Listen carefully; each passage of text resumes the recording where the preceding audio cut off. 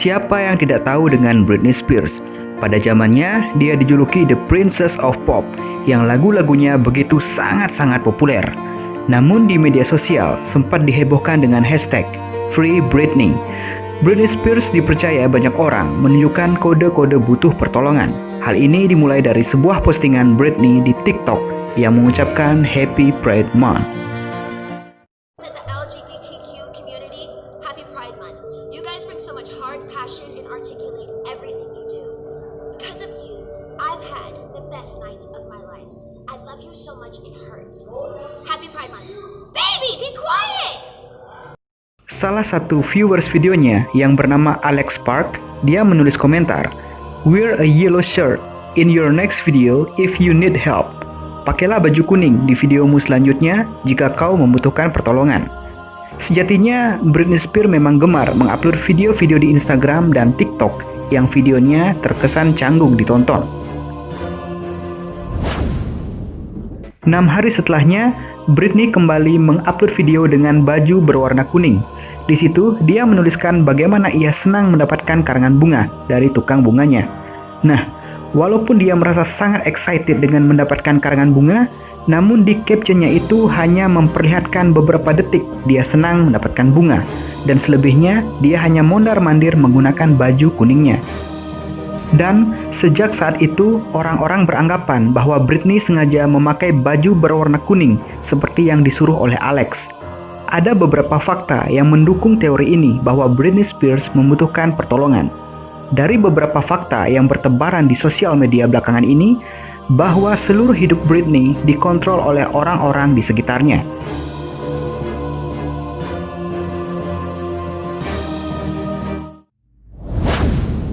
Britney Spears sendiri memulai karirnya pada usia 4 tahun di Broadway, dan dia bergabung di Mickey Mouse Club yang sangat besar pada saat itu.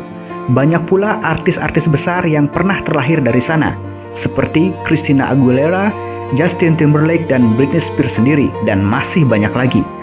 Britney nampaknya sudah memberikan clue-clue pada beberapa lagunya, kalau kehidupannya sangat terkekang.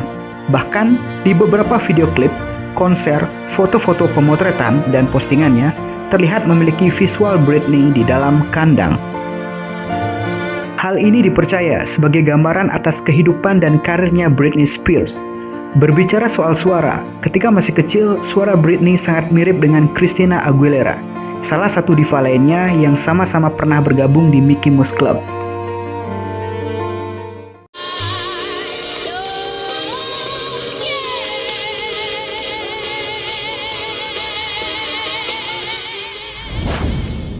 Namun, record labelnya tidak mau kalau Britney dan Christina memiliki suara yang sama.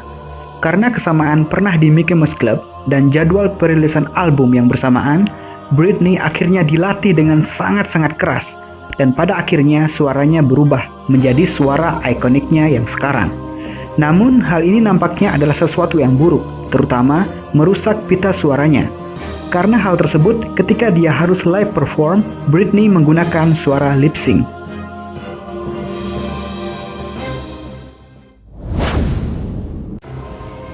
Begitu banyak berita-berita buruk yang pernah menimpa kehidupan Britney. Contohnya di tahun 2007, saat dia bercerai dari suaminya, banyak hal-hal kontroversial yang terjadi. Seperti, dia menyetir sambil membawa anaknya di pangkuannya. Dia pernah tak sengaja mengunci dirinya dan anak-anaknya di rumah. Bahkan, paparazzi sama sekali tidak memberikannya space. Dia dikejar kemanapun, bahkan sampai masuk ke toilet umum. Sambil menangis, paparazzi tetap merekam dan memvideokannya.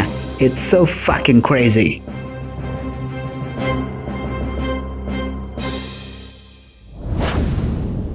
Bukan hanya itu, para paparazzi pun tetap memfoto Britney ketika dia dalam keadaan telanjang dan dimasukkan ke dalam ambulans untuk memeriksa mentalnya. Pada saat masa-masa penuh tekanan itu, Britney mencukur habis rambutnya, mengurung diri bersama anak-anaknya, mengganti aksennya menjadi aksen British, menggunakan wig berwarna pink kemanapun ia pergi. Bahkan pergi ke mall tanpa busana dan benar-benar menjadi sorotan publik. Di mana-mana orang mulai mentertawakan dan mencemoohnya tanpa ada yang mau mengerti problematika yang dialaminya.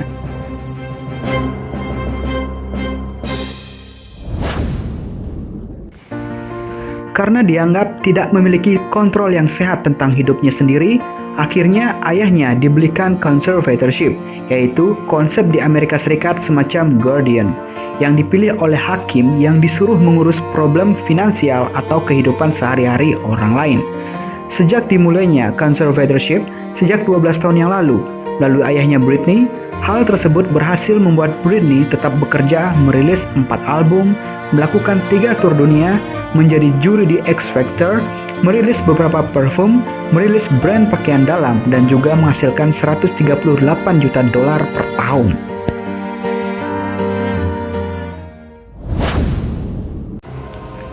Adapun alasan fans menyuarakan #SaveBritney karena menilai conservatorship yang dilakukan oleh ayahnya dan orang-orang di sekitarnya sudah keterlaluan. Bahkan, Britney tak boleh memilih orang-orang yang bekerja untuk dia, tidak boleh pergi tanpa izin, tak boleh diinterview tanpa skrip, semua postingannya di media sosial dipantau, tidak boleh menghubungi siapapun tanpa diawasi, tidak boleh pergi berbelanja, jalan-jalan, bahkan tidak boleh minum Starbucks.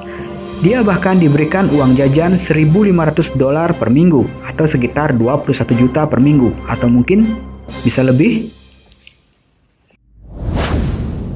Conservatorship ini terus berlangsung walaupun Britney pernah menyampaikan kepada hakim yang bertugas pada saat itu bahwa ayahnya memaksanya untuk masuk ke rehab treatment facility untuk memaksanya meminum obat-obatan tanpa persetujuannya. Sang ibu pun berusaha untuk membantu Britney terlepas dari conservatorship itu. Dan inilah kenapa disuarakannya #SaveBritney dan #FreeBritney. Apakah kalian percaya Britney Spears meminta pertolongan?